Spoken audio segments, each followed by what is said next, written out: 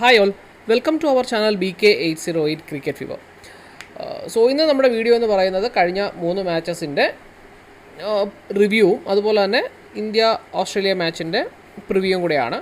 So നമുക്ക് വീഡിയോയിലേക്ക് ഒന്ന് പോകാം. ഫസ്റ്റ് മാച്ച് എന്ന് പറയുന്നത് അഫ്ഗാനിസ്ഥാൻ ഓസ്ട്രേലിയ സൂപ്പർ 8 നടന്നൊരു മാച്ചാണ്. സോ ഇന്ത്യയുടെ മാച്ച് കഴിഞ്ഞിട്ട് നടന്നത് അഫ്ഗാനിസ്ഥാൻ ഓസ്ട്രേലിയ മാച്ചായിരുന്നു. അതിനെക്കുറിച്ച് പറയുകയാണ് എങ്കിൽ ഫസ്റ്റ് ബാറ്റ് ചെയ്ത അഫ്ഗാനിസ്ഥാൻ അത്യാവശ്യം നല്ലൊരു റൺസ് തന്നെയാണ് സ്കോർ ചെയ്തത്. ഗർബസും സർദാനും കൂടെ ഓപ്പണിങ്ങിന് ഇറങ്ങിയിട്ട് നല്ലൊരു കൂട്ടുകെട്ടോടുകൂടി അവർക്ക് നല്ല രീതിയിൽ റൺസ് എടുക്കാൻ സാധിച്ചു. രണ്ടുപേരും ഹാഫ് സെഞ്ചുറി എടുത്തിട്ടുണ്ട്. ഗർബസ് 60 റൺസ് 49 ബോളിൽ എടുത്തപ്പോഴത്തേക്ക് 51 റൺസ് 48 ബോൾസിലെടുത്ത് സർദാൻ പാർട്ണർഷിപ്പ് കീപ്പ് ചെയ്തു. അത് തന്നെയായിരുന്നു അവരുടെ സ്കോർ എന്ന് പറയുന്നത്. 148 for 6 ആയിരുന്നു അവർ റൺസ് എടുത്തത്. ബാക്കി എല്ലാവരും ബാക്കി ബാറ്റ്സ്മാൻമാരും അങ്ങോട്ട് തിളങ്ങാൻ സാധിച്ചില്ല, ഒട്ടും തന്നെ തിളങ്ങാൻ സാധിച്ചില്ല എന്ന് തന്നെ പറയാൻ സാധിക്കും. അതുപോലെ തന്നെ അതിൽ നോക്കുകയാണെങ്കിൽ പാറ്റ് കുമിൻസ് 3 വിക്കറ്റ് നേടുകയുണ്ടായി. അതുപോലെ തന്നെ സാംബ 2 വിക്കറ്റാണ് നേടിയത്. പിന്നെ സ്റ്റോണിസിനാണ് 1 വിക്കറ്റ് ലഭിച്ചത്. ഇപ്പം അഫ്ഗാനിസ്ഥാൻ നല്ലൊരു റൺസ് സ്കോർ ചെയ്തിട്ട് നമ്മുടെ ഓസ്ട്രേലിയ ആയിരുന്നു സെക്കൻഡ് ബാറ്റിംഗ്. ഓസ്ട്രേലിയ പക്ഷേ അടിപതറുന്നൊരു രംഗമാണ് തുടക്കത്തിലേ കാണാൻ സാധിച്ചത്. അതായത് ടീ ഹെഡ് ഡക്കൗട്ട് ആവുകയും അതുപോലെ തന്നെ വാർണർ 3 റൺസിന് ഔട്ടാവുകയും ചെയ്തു. മാർഷി 12 റൺസാണ് എടുക്കാൻ സാധിച്ചത്. കുറച്ചെങ്കിലും പ്രതിരോധിച്ച് നിൽക്കാൻ സാധിച്ചതെന്ന് പറയുന്നത് മാക്സ്വെല്ലിനാണ്. മാക്സ്വെൽ 41 പന്തിൽ 59 റൺസ് എടുക്കുകയുണ്ടായി. പിന്നെ നമ്മൾ നോർമലി ഓസ്ട്രേലിയയുടെ ഒരു ഇത് നോക്കുകയാണെങ്കിൽ ആരും കളിക്കാത്ത മാച്ചിൽ എന്തായാലും മാക്സ്വെൽ കളിക്കുന്ന ഒരു രീതിയാണ് മൊത്തത്തിൽ കണ്ടുവരുന്നത്. കഴിഞ്ഞ വേൾഡ് കപ്പിന് അത് തന്നെയാണ് സംഭവിച്ചത്. അപ്പോൾ അതുപോലെ തന്നെയാണ് സ്റ്റോണസ് 11 റൺസ്. പിന്നെ ബാക്കി എല്ലാവരും റൺസ് വളരെ കുറവ് തന്നെയായിരുന്നു. നിർഭാഗ്യമെന്ന് പറയട്ടെ, ഓസ്ട്രേലിയ സത്യം പറഞ്ഞാൽ ഒരു അട്ടിമറി വിജയം തന്നെയാണ് അഫ്ഗാനിസ്ഥാൻ സ്വന്തമാക്കിയത്. 10 വിക്കറ്റും ഓസ്ട്രേലിയ വീണു. നവീൻ ഹുള്ളക്കിന് 3 വിക്കറ്റും അതുപോലെ തന്നെ നൈബിന് 4 വിക്കറ്റുമാണ് ലഭിച്ചത്. ഒമർ സായി, നബി, റാഷിദ് ഖാൻ എന്നിവർ ഓരോ വിക്കറ്റ് വീതം സ്വന്തമാക്കുകയും ചെയ്തു. അവരുടെ 8 ബൗളേഴ്സാണ് ബോൾ ചെയ്തത്. ഒരു വലിയ ബൗളിംഗ് നിരയെ തന്നെ അഫ്ഗാനിസ്ഥാൻ ഓസ്ട്രേലിയക്ക് മുന്നിൽ കാഴ്ചവെച്ചു എന്നുള്ളതാണ്. അപ്പോൾ ഓസ്ട്രേലിയ അഫ്ഗാനിസ്ഥാൻ മുന്നിൽ അടിപതറി എന്ന് തന്നെയാണ്. അത് സത്യം പറഞ്ഞാൽ പാകിസ്ഥാനുള്ളൊരു മറുപടിയും കൂടെയാണ് അഫ്ഗാനിസ്ഥാൻ്റെ. ഇന്ത്യയും പാകിസ്ഥാനും തമ്മിലുള്ള ഒത്തുകളി എന്നൊക്കെയാണ് ഇന്ത്യയും അഫ്ഗാനിസ്ഥാനുമുള്ള ഒത്തുകളി എന്നൊക്കെയാണ് പാകിസ്ഥാൻ എന്ന് പറഞ്ഞത്. എന്നാൽ അവരുടെ എല്ലാ പ്ലെയേഴ്സും വളരെ നല്ലവണ്ണമാണ് കളിക്കുന്നതെന്നും അവരുടെ ലക്ഷ്യം കപ്പ് തന്നെയാണ് എന്നുള്ള രീതിയിലാണ് അന്ന് അവരുടെ മറുപടി നൽകിയത്. പക്ഷേ ഈ ഒരു മാച്ചിലൂടെ തന്നെ അത് വളരെ നല്ല രീതിയിൽ തന്നെ നമുക്ക് മനസ്സിലാക്കാനും സാധിക്കും എന്നുള്ളതാണ്. നമ്മുടെ സെക്കൻഡ് മാച്ച് എന്ന് പറയുന്നത് ഈ യുണൈറ്റഡ് സ്റ്റേറ്റ്സ് വേഴ്സസ് ഇംഗ്ലണ്ട് ആയിരുന്നു. അതിലെ മാച്ച് പറയുകയാണ് എങ്കിൽ ഫസ്റ്റ് ബാറ്റിംഗ് ചെയ്ത US ഒട്ടും പിടിച്ചു നിൽക്കാൻ സാധിച്ചില്ല ഇംഗ്ലണ്ടിന് മുന്നിൽ. അവർ സൂപ്പർ 8 എല്ലാ മാച്ചസും തോറ്റുകൊണ്ടിരിക്കുകയാണ്. അവരൊക്കെ പുതിയ വന്നൊരു ടീമാണ്. എന്നിരുന്നാലും ഇന്ത്യൻസാണ് കൂടുതൽ അതിലുള്ളത്. അതൊക്കെ വിട്ട് നോക്കിയാലും നിതീഷ് കുമാറാണ് ആ കൂടെ 30 റൺസ് എടുത്ത് 24 ബോളിൽ. പിന്നെ ആൻഡർസൺ എടുത്തിട്ടുണ്ടായിരുന്നു 29 റൺസ് 28 ബോളിൽ. H Singh 21 runs. അതുപോലെ തന്നെ ജോൺസ് 10 റൺസ്. അപ്പം അവരാണ് രണ്ടൊക്കെ കടന്ന. ബാക്കി ടൈലറും ഓപ്പണിംഗ് ഇറങ്ങിയ ടൈലറും 12 റൺസ് എടുത്തിട്ടുണ്ടായിരുന്നു. ഇതാണ് അവരുടെ സ്കോർ പാറ്റേൺ എന്ന് പറയുന്നത്. അവർ 115 റൺസിന് ഓൾ ഔട്ട് ആവുകയാണ് ചെയ്തത്. അതിന് നോക്കുകയാണെങ്കിൽ ജോർദൻ 4 വിക്കറ്റും കുറനും റഷീദും 2 വിക്കറ്റ് വീതവും കരസ്ഥമാക്കി. ടോപ്ലി 1 വിക്കറ്റും ലിവിങ്സ്റ്റൺ 1 വിക്കറ്റുമാണ് നേടിയത്. എന്നാൽ സെക്കൻഡ് ബാറ്റിങ്ങിന് ഇറങ്ങിയ ഇംഗ്ലണ്ടിൻ്റെ ഒരു ആധിപത്യമാണ് മൊത്തത്തിൽ കണ്ടത്.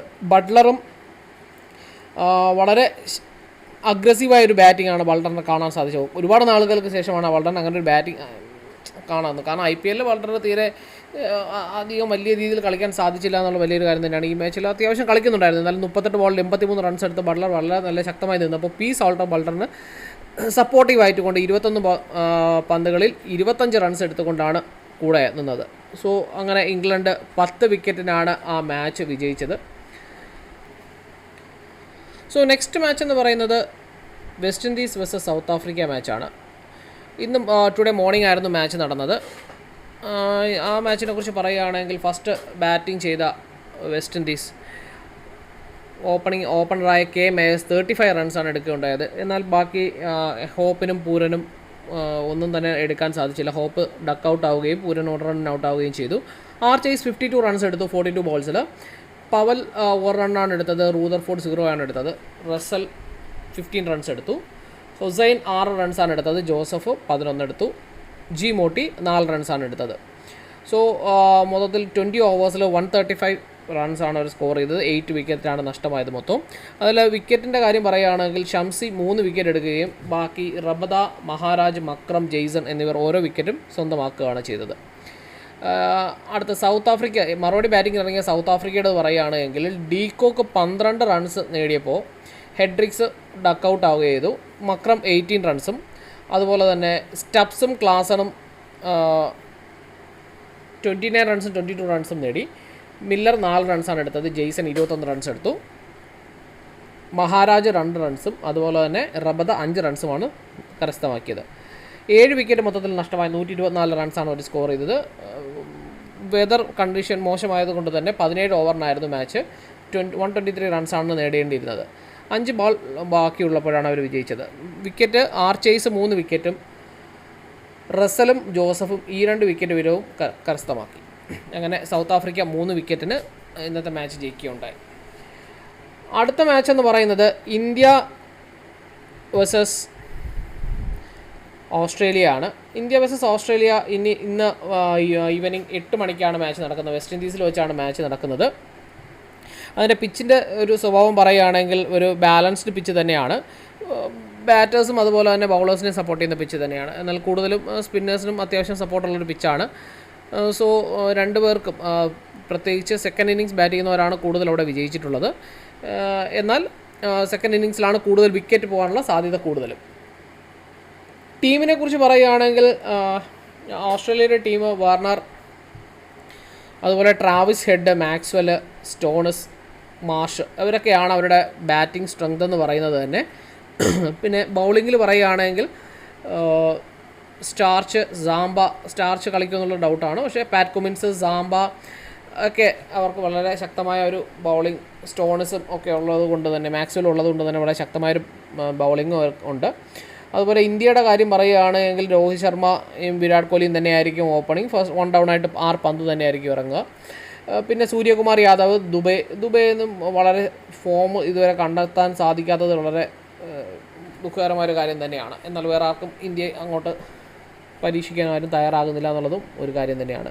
ഹാർദിക് പാണ്ഡ്യയുടെ ഫോം വളരെ ശക്തമാണ്. അതുകൊണ്ട് തന്നെ ഹാർദിക് പാണ്ഡ്യ ബൗളിങ്ങിലും ബാറ്റിങ്ങിലും തിളങ്ങാൻ സാധ്യതയുണ്ട്.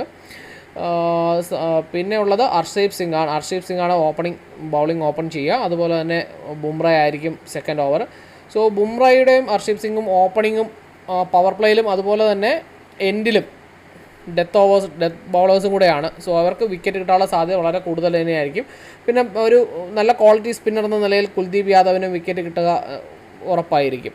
സോ അതൊക്കെയാണ് മൊത്തത്തിലുള്ളത്. പിന്നെ ഓസ്ട്രേലിയയെ സംബന്ധിച്ചിടത്തോളം അഫ്ഗാനിസ്ഥാനോട് തോറ്റത് ഒരു വലിയൊരു അടിയായിട്ടിരിക്കുകയാണ് ഓസ്ട്രേലിയക്ക്.